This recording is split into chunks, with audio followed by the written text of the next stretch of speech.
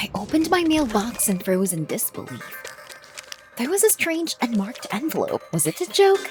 I quickly opened it and froze. The letters were not written by hand, but cut out of newspapers. As soon as I read the first sentence, everything swam before my eyes. My boyfriend was kidnapped and was being held for ransom. I'd been dating Max since high school, and I loved him very much. He was sweet, charismatic, but lately, I'd only gotten annoyed at the sight of Max. The fact was that he was a TikTok blogger and constantly shot pranks. He could change into the clown from It, which I was afraid, then pour water on me, then throw the cake on my head. Even though I hated pranks, I put up with all these jokes for the sake of love. But one day, Max crossed the border. In the restaurant where we celebrated our anniversary, I lifted up a dome, but instead of food, there were cockroaches. I started screaming and slapped Max, who was shooting me on the phone, in the face. This was too much. I yelled at him and snapped.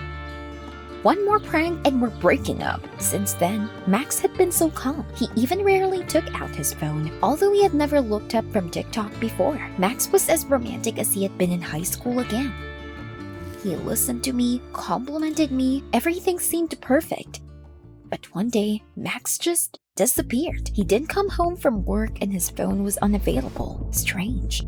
I was starting to worry, so I decided to call his best friend Adam. They met in college and they always hung out together ever since. There was Max's neighbor then in their company, but they had a big quarrel with him. Adam picked up the phone almost immediately and said that he and Max hadn't spoken in days. I couldn't hide my anxiety. Where was he? I called Max's colleagues, but it turned out that he had not been at work for several days. Panic gripped me. What if he was in an accident? I had terrible thoughts, and I couldn't stand it. I had to call the police, but after listening to me, they yawned. You can file a wanted list 3 days after the disappearance. They hung up. I was restless. What if Max was really in danger? He would have found a way to tell me if all was well. I called Adam again and stammered out a description of the situation. He tried to cheer me up and said he'd come see me soon. I barely waited for him, and when he arrived, I got in his car and we immediately went to the hospitals. I needed to find out if Max was here, but neither the first nor the fifth hospital had him. I didn't know whether to be happy or cry. Even though Adam tried to calm me down, I couldn't stop being nervous. Max, where are you? And here was the last hospital, with a sinking heart. I went in and asked the receptionist if there was a guy in his 20s with dark hair, tall. The administrator thought about it and frowned, saying that yes, there was such a guy. My heart skipped a beat. Was this Max? I walked stiffly to the room where the nurse took me. My heart was pounding in my chest. Then the nurse pulled back the curtain and I froze. There was a guy lying on the bed, mostly in a cast, but it wasn't Max. I breathed a sigh of relief. He wasn't in the hospital. We needed to keep looking. It was late in the evening when Adam and I drove up to my house. Adam, seeing my condition, volunteered to accompany me, and then I noticed that an envelope was sticking out of the mailbox. I quickly took it out. Weird. No recognizable markings. And after reading it, I didn't know what to think. Max was kidnapped and they demanded a lot of money for him, which I never had in my life. My vision blurred, my legs buckled. At the last moment, Adam caught me. He carried me into the living room, brought me some water, and covered me with a blanket. I felt a little better, but my mind was still on the letter. Who were the kidnappers? Why did they need Max? What if they came back here? I shivered, and Adam quietly asked if he should stay with me. Yes, please. I was terrified even at the thought of being left alone in the house. Adam settled down in the living room, but I couldn't sleep. It seemed that the kidnappers would break in through the window. In the middle of the night, I went to Adam, and he understood everything without words. As a result, I fell asleep on the couch, and he fell asleep on the floor next to me. I was so grateful that he didn't leave me in this situation. When I woke up, Adam was already up and making breakfast. He made a fine omelet, though I had no appetite. I didn't know what to do, and I was desperate. But Adam said we couldn't wait. We needed to call the number listed in the letter about the kidnapping and find out the details. I nodded, and Adam pulled out his phone. There were long beeps, and at that moment, I even forgot how to breathe. And then, in an afterlife voice, came from the phone. Bring $100,000 to the city park. And they hung up. We tried to redial, but no one answered. Heck, I sank down on the couch and covered my face with my hands. How could I get this amount? And Adam couldn't get. He was still in college. Then Adam patted me on the shoulder, smiling ruefully. We must not despair. 5 minutes later, we were calling all our friends and acquaintances to borrow money, and in the evening, we already had a good amount. But still not enough for the ransom. Tears welled up in my eyes from exhaustion and despair. Where could I get the money? And then Adam exhaled. I know where, but what? I didn't care anymore. I would have done anything for Max. How scared he was right now. We needed to get him out. Then Adam admitted that the work was illegal. This was a casino. He was surprised when I agreed without hesitation. And in the evening, we were at the casino. Adam was supposed to cheat, and I was supposed to help by distracting the other guests. To do this, I had to wear a revealing red dress. At first, I felt terribly awkward. I caught devouring glances at myself and was embarrassed. But at some point, Adam took my hand and squeezed it tightly. I realized that I could not be afraid of anything with him, and I began to behave much more boldly. Gradually, our winnings increased, and I was already happy. We scored the missing amount. There was not much left. And in the last game, I suddenly noticed that a fake card fell out of Adam's sleeve. God. It had been noticed. I quickly bent down to pick it up when suddenly one of the men shouted, "Fraud!" Fear gripped me as the man's thick fingers wrapped around my wrist and pulled me toward him. No, this is a misunderstanding. No one listened to me. This was the end. But suddenly, Adam pushed the man away and gave him a good punch. Before I knew it, we were running out of the casino. It was the first time I had run so fast without noticing anything around me, because I could clearly hear we were being chased.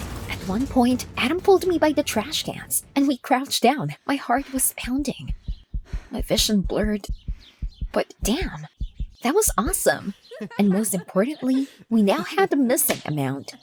In the morning, we put all the money in a bag and went to the park.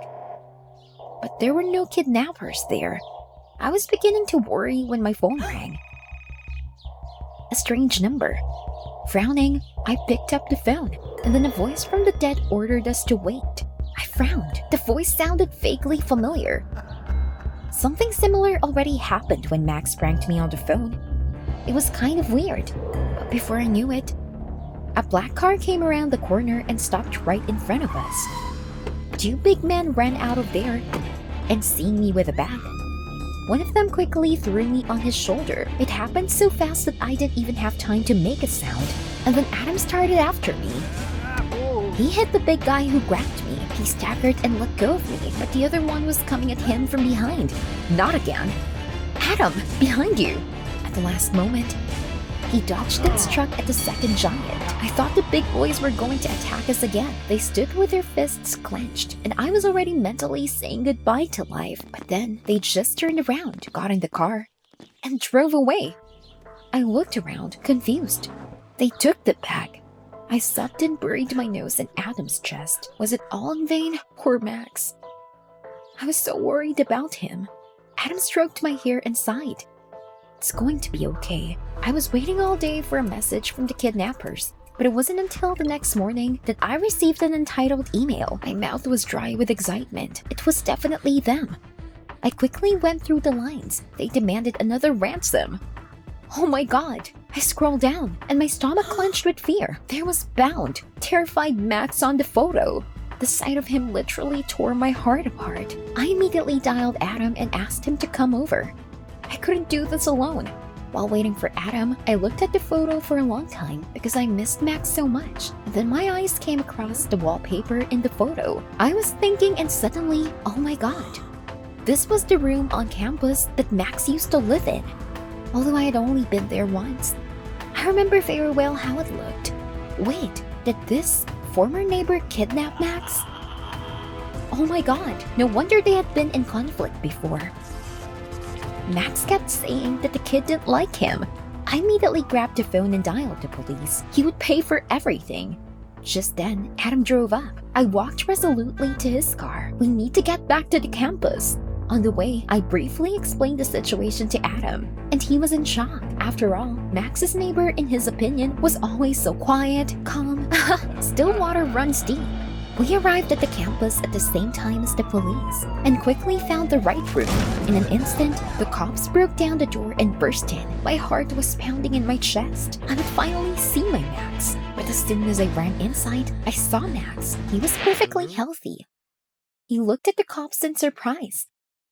And when his eyes met mine, he suddenly smiled and said, "Did I play a cold trick on you?" I took a step back in shock.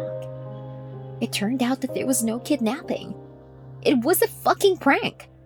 I closed my eyes and clenched my fists. "Stop it! I've had enough!" I shouted loudly that Max was a moron who didn't have a brain.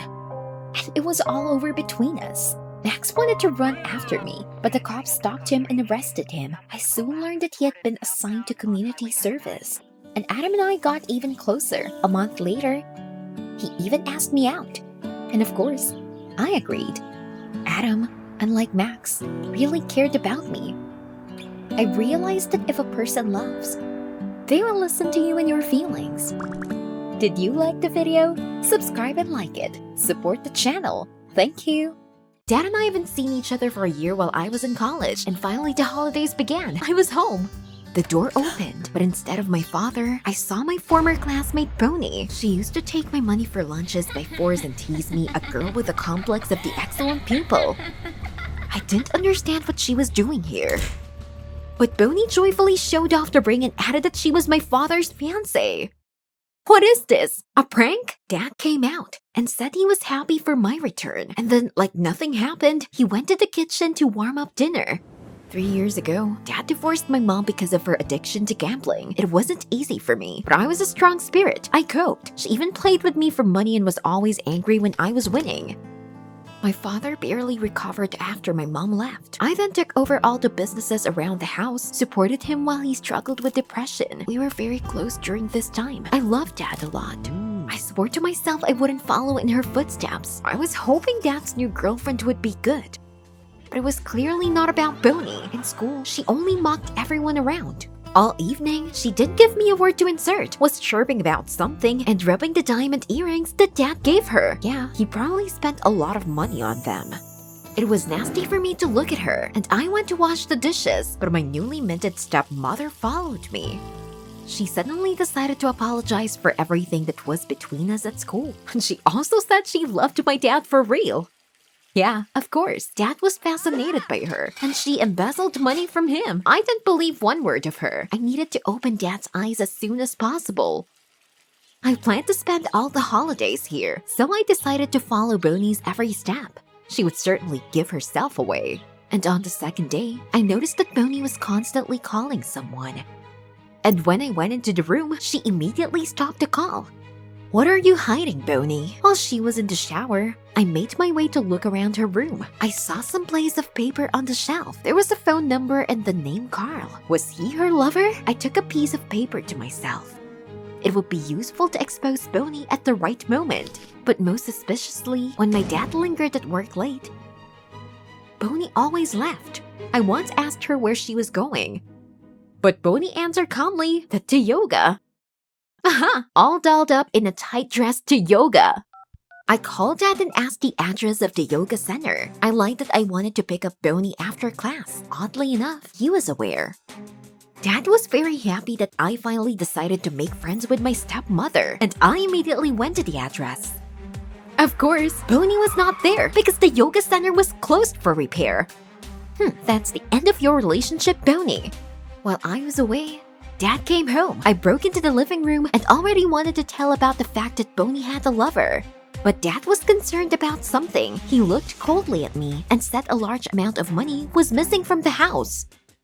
Suddenly, someone called him. It was an urgent call. I didn't even have time to say it was Bonnie's fault. Finally, he added that if there was no money before he arrived, it would be necessary to take measures. I went to my room. I was bitter. Dad always trusted me, and now he suspected me of stealing because of this stinker. I knew Bonnie had taken the money. I only had to make her return everything until my dad came back. This time, I decided to be careful and the same evening followed the cab that Bonnie was in. But on the way, my car stalled. Oh man, I could not lose sight of Bonnie.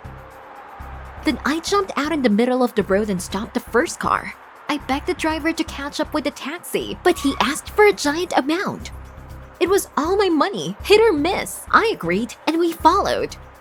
Bonnie came out outside some hotel, so that's where you're relaxing with your lover. You're not getting away with it now.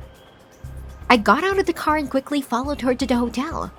I watched as Bonnie walked up the elevator, but unexpectedly, she headed to the stairs and went down to the basement floor. Where was she going? I immediately ran after Bonnie. There was an iron door downstairs. Strange, but there was no sign. I gently pulled the handle, and I found myself in a huge hall. There were slot machines and women in long dresses everywhere. I ended up in an underground casino. But where was Bonnie? I began to look back restlessly, and suddenly I saw Bonnie in the crowd. Aha! She was probably going to meet that Carl right now. But Bonnie sat down at the card table. I couldn't let her waste Dad's money. So I came close to her and threw a paper on the table with the phone number of her lover Carl, which I took from Bonnie's room. Explain everything immediately. She was so scared, she began to babble about her addiction, that she could not resist gambling. And she began begging not to say anything to Dad. No way, we were so tormented with Mom's poker addiction. And now there's you. 2 security guards approached us. What do you need? But one of them just crudely grabbed Bonnie by the arm and led somewhere. Damn, what is going on in here? The second guard suspiciously asked me if everything was okay. I felt a chill down my spine. I realized that I had to get away from him as soon as possible, and I said I just needed to go to the ladies' room. For a second, I felt scared, because the type that grabbed her looked very intimidating. So as soon as the guard turned away, I followed Bonnie unnoticed. The door to the room where she was brought was opened. I looked inside and saw Bonnie standing in front of some man. She called him Carl and sobbing, asked to wait with her dad. Carl showed the guard on her handbag. And the guard answering, "Okay, boss," took it away from Bonnie. He dropped all the contents of the handbag on the table, and I saw a wad of money. Everything was immediately clear to me. I knew that Bonnie was a thief. The boss got a pack of bills from there and began to recount. At this point, someone sharply put their hand on my shoulder. I turned around. It was the second guard from the hall. He said the toilet was not here. I dashed to the exit, but he grabbed me and dragged me into the office to the boss. Seeing me, Bonnie rushed in my direction, but the guard held her off. I begged to let me go, but the boss only nodded to the guard. Panicked, I tried to hold on to something and grab the boss's jacket. Suddenly, a gold card of the poker club fell out of his inner pocket. Such were given only to the coolest players. Mom had the same, and then I got a crazy idea. I grabbed the card and threw it on the table to the boss. This trinket is given to everyone in a row. I'll easily beat you. For a second, I noticed the boss's eyes glittered. So I hit the point in a faltering voice. I offered to play for my and Bonnie's freedom and forgiveness of her dad. And in case of losing, he could do to me and Bonnie everything he wanted. The guard tried to dissuade his boss, but the boss gave me a sign. And I was sat down opposite. Bonnie was shaking with fear and looking at me with hope. I was afraid to, but the game had already started. I tried to remember all my mom's poker commandments. Be they damned, and strangely enough, I was lucky. At the end of the game, I even almost got into my hand the coolest combination of flash royals. There was only one card left, but when I pulled it out, the hope of winning collapsed. I raised my eyes to the boss. Judging his smile, he clearly pulled a good card. I panicked. My hands started sweating. He was going to win now.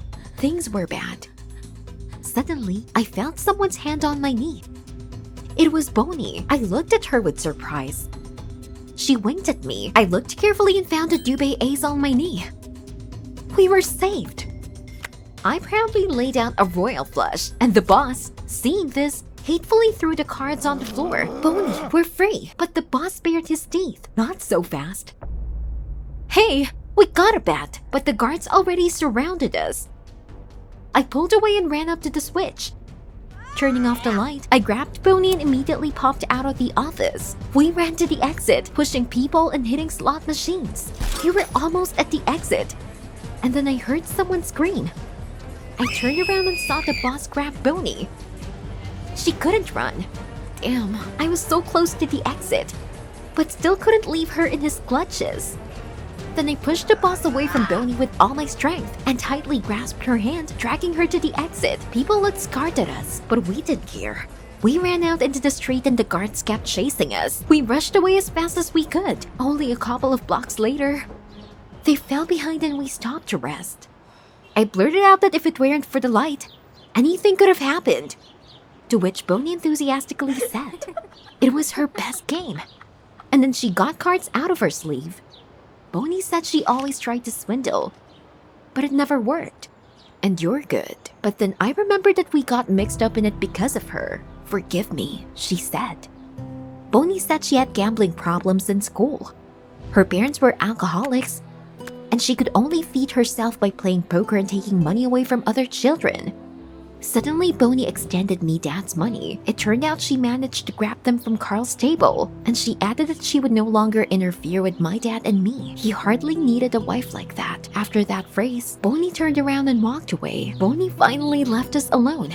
But my stomach just dropped for some reason. What if she just got really confused? So I caught up with Bonnie and said I wouldn't tell my father anything if she agreed to be treated for her addiction. That would be her secret. Bonnie was moved and hugged me. And then I remembered my mom. Maybe I was too harsh on her. I didn't even wonder where she got this addiction from and didn't help her struggle with it. When we came home, Dad was already waiting for us. I gave him the money and told him Bonnie and I found it behind the couch. He was very happy and also said I'm glad that you finally made friends. And then I thought maybe we could really be friends in the future. I left them alone and decided to call my mom. She and I talked for the first time in many years, and I apologized for not even trying to understand her. Mom was grateful that I gave her a chance and we arranged to meet. It sounded like she was crying quietly. We both seemed ready to start afresh. I'll see you soon, Mom.